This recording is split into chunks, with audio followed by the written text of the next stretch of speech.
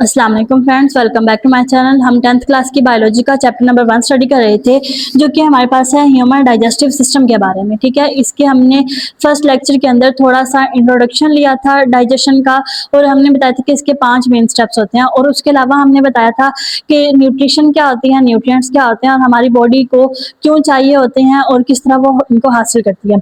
आज हम digestive system को जो है स्टडी करेंगे। ठीक है, और इसके मेन पार्ट्स को देखेंगे, किस तरह हमारी फूड माउथ से लेके एनस तक जाती है। डाइजेस्टिव सिस्टम के अंदर बेसिकली एक लॉन्ग ट्यूब होती है, उसको हम बोलते हैं एलिमेंट्री कैनाल। एलिमेंट्री कैनाल जो है ये माउथ से स्टार्ट होती है, माउथ से स्टार्ट होके कहाँ तक जाती है, एनएस तक जाती है। जस्ट एक ही लॉन्ग ट्यूब होती है। ठीक है, तो इस सारे ट्यूब के अंदर क्या हो रहा होता है, डाइजेशन का जो है प्रोसेस हो रहा है। इसके अलावा इसके अंदर और भी ऑर्गन्स हेल्प करते हैं। फॉर एग्जांपल हमारा लीवर है, हमारे अंदर पैंक्रियाज मौजूद है।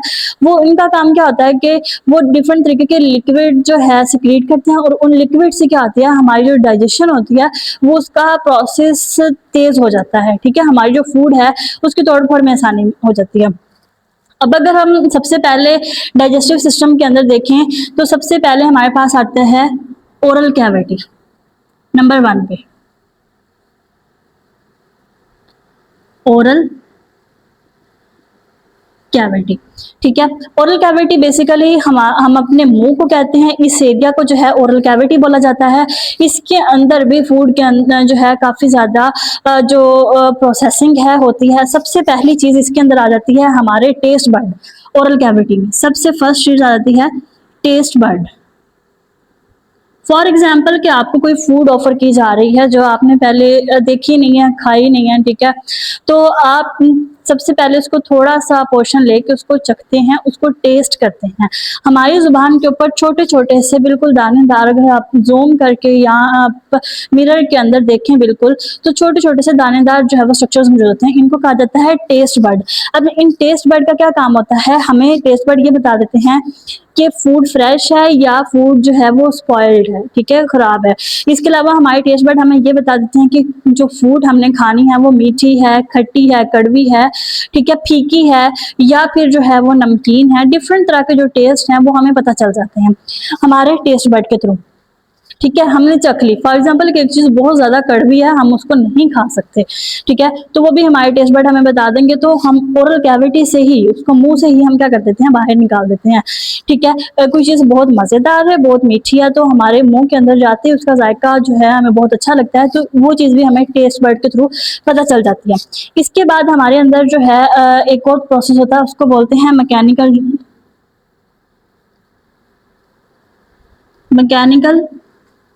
ग्राइंडिंग। ठीक है, हमने जो है एक बड़ा पीस, एक बड़ा नवाला किसी भी फूड का खाया, कोई भी फ्रूट हमने जो है वो खाया, तो हमारे जो टीथ हैं, हमारे जो जाज हैं, हमारे जो मॉलर्स हैं, ये क्या करते हैं, ये उसकी तोड़ फोड़ करते हैं, उसको च्यू करते हैं, उसको तोड़ते हैं।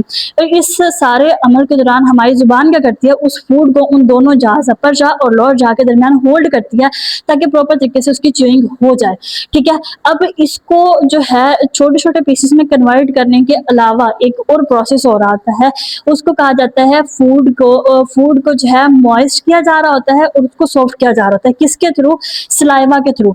हमारे जो ओरल कैविटी है, इसके अंदर एक मेन चीज जो मौजूद होती है वो होता है सलाइवा। इस सलाइवा के अंदर एक एंजाइम होता है, उसको हम बोलते हैं अमाइलेज एंजाइम।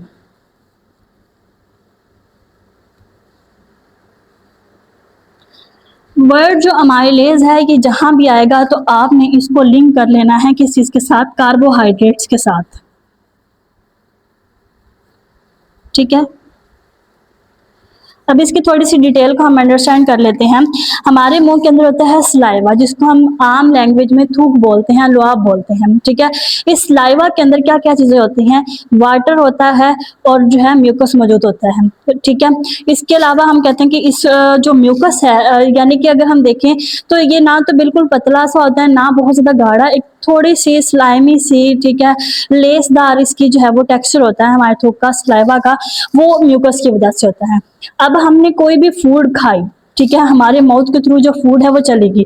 हमारे जो माउथ है इसके अंदर 3 पेयर्स होते हैं सलाइवरी ग्लैंड के, 3 पेयर यानी कि 6 सलाइवरी ग्लैंड मौजूद हैं। उन सलाइवरी ग्लैंड्स ने क्या करना है, सलाइवा प्रोड्यूस करना है। आप ये देखेंगे जब आप कोई भी मॉइस्ट चीज खाते हैं, कोई भी पानी वाली चीज खाते हैं, पतली चीज खाते हैं, तो सलाइवा इतना ज्यादा जो है वो नहीं प्रोड्यूस हो रहा था, और इतनी ज्यादा हमें उसको फूड को तोड़ फोड़ करने में भी इतनी ज्यादा मेहनत नहीं लग रही थी। आप कोई सूखी सी ब्रेड खा रहे हैं, बिल्कुल सूखी सी रोटी खा रहे हैं, तो आपका जो सलाइवा है वो ज्यादा यूज हो रहा है। ठीक है, आपको साथ साथ पानी की भी जरूरत पड़ जाती है, क्यों, उस फूड को सॉफ्ट बनाने के लिए, मॉइस्ट बनाने के लिए। हमारे माउथ के अंदर by nature 3 pair salivary glands के मौजूद होते हैं। उस सलाइवरी ग्लैंड क्या करते हैं, सलाइवा प्रोड्यूस करते हैं। ठीक है, वो सलाइवा क्या करता है कि जो भी फूड हमने ली खाई, ठीक है, दांतों ने उसको छोटा छोटा तोड़ना शुरू कर दिया, और हमारी जो जुबान है मुसलसल फूड को रोल कर करके उस सलाइवा के साथ मिक्स करती जा रही है। एट द एंड हमारे पास जो है वो कुछ इस तरह का टेक्सचर जो है माउथ के अंदर ही फूड का बन जाता है। ये छोटे छोटे से पीसेस हैं, और उसके अंदर क्या है, वाटर शामिल है। एक बिल्कुल वो क्या है, वो पतली सी जो है वो बन गई है। एक सूखी सी चीज हमने खाई थी, वो क्या हुई कि एक बोल सी वो बन गई। ठीक है, क्योंकि हमारी जुबान रोल भी करती जा रही है, साथ साथ वो बिल्कुल गोल सा बन जाता है, और उसके अंदर क्या है, वाटर मिक्स है, वो बिल्कुल सॉफ्ट हो गई। ठीक है, इस सॉफ्ट होने के बाद हमारी जुबान क्या करती है, इसको पीछे की तरफ धकेलना शुरू कर देती है, ऊपर की तरफ करके माउथ के रूफ के साथ टच करके इसको पीछे की तरफ धकेलना शुरू कर देती है, ताकि ये इनसाइड हमारी जो एसोफेगस है या फेरेंक्स है उसके अंदर चली जाए। ठीक है, तो लेकिन इसके अलावा हमारा ये जो अमाइलेज एंजाइम था, ये फूड के अंदर मौजूद कार्बोहाइड्रेट्स को तोड़ना शुरू कर देता है।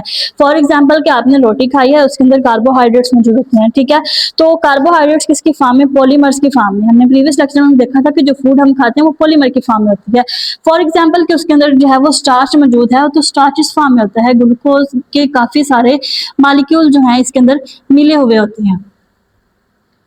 ठीक है, काफी सारे ग्लूकोज के मॉलिक्यूल मिले होते हैं, तो इसको हम बोलते हैं स्टार्च।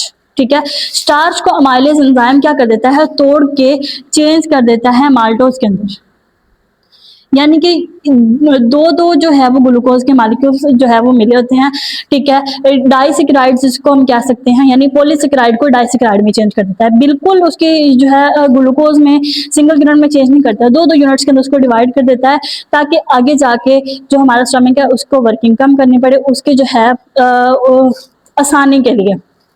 ठीक है, अमाइलेज एंजाइम ने तोड़फोड़ कर दी, जो सलाइवा था वो उस इन सारे टूटे हुए टुकड़ों के साथ मिक्स हो गया, और उसको अच्छी तरीके से जो है वो सॉफ्ट कर दिया। और हमारी जो टंग है इसने क्या किया, फूड को हमारे जो एसोफेगस है इसके अंदर भेज दिया। अगर हम इसको थोड़ा सा देख लें ओरल कैविटी को, सबसे पहले तो इसके अंदर हमारी आ जाती है नेजल कैविटी, नाक वाला हिस्सा। ठीक है, जिसके थ्रू हम सांस लेते हैं। इसके बाद हमारे यहाँ पे आ जाते हैं, ठीक है, लिप्स हैं, यहाँ पे ये हमारी क्या है, टंग है, हमारी जुबान है। ठीक है, ये कोई भी जो फूड हमने खाई, फूड उसको हम बोलेंगे बोलस। जब इस फॉर्म में फूड आपकी चेंज हो जाएगी तो उसको आप क्या कहेंगे, बोलस बोलेंगे। ठीक है, ये हमारा बोलस है।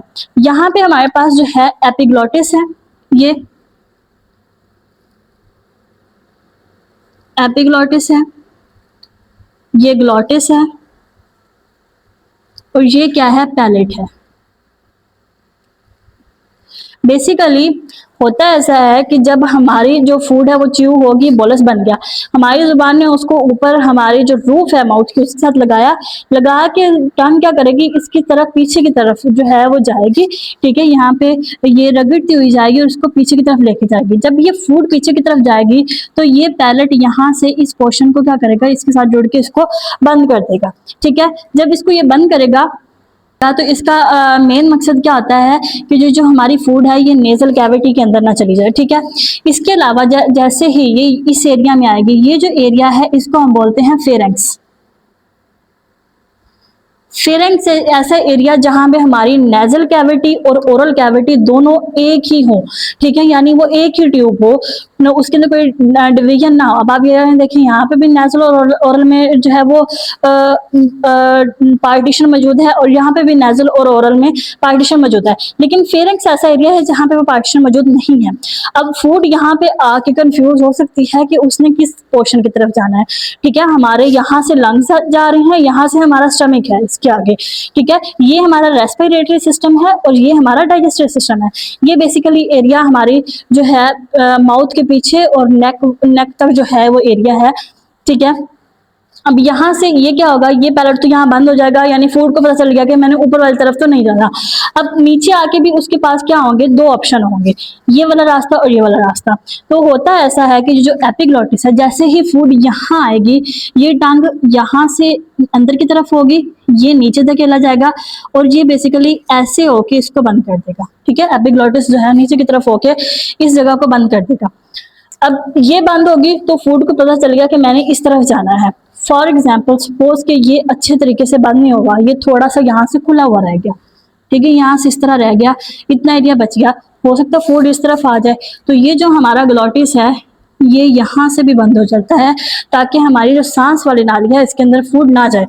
इसीलिए कहा जाता है कि खाना खाते हुए बोलना नहीं चाहिए, क्योंकि हम बोलेंगे तो ये सारा सिस्टम हमारा खराब हो जाएगा।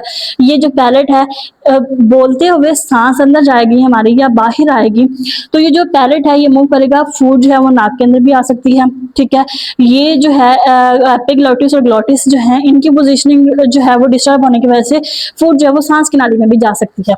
लेकिन अगर हम नॉर्मली अच्छे तरीके से च्यू करके ठीक है प्रॉपर तरीके से खाना खाएं, तो ये क्या करेगी, एपिग्लॉटिस नीचे की तरफ इसको बंद कर देगी, ग्लॉटिस इसको बंद कर देगी, ठीक है, पैलेटिस एरिया को बंद कर देगा, और हमारी फूड के पास एक बिल्कुल सीधा रास्ता होगा कि वो क्या करे, नीचे की तरफ आए और एसोफेगस के अंदर चली जाए, ठीक है। ये हमारी है ओरल कैविटी, यानी कि इसके अंदर बाय नेचर ऐसा मैकेनिज्म मौजूद है कि वो एक बिल्कुल सीधे रास्ते की तरफ जो है वो चली जाए।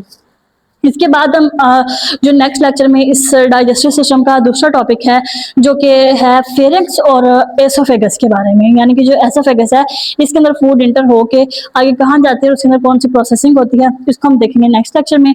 तब तक के लिए stay connected, thank you and अल्लाह हाफिज़।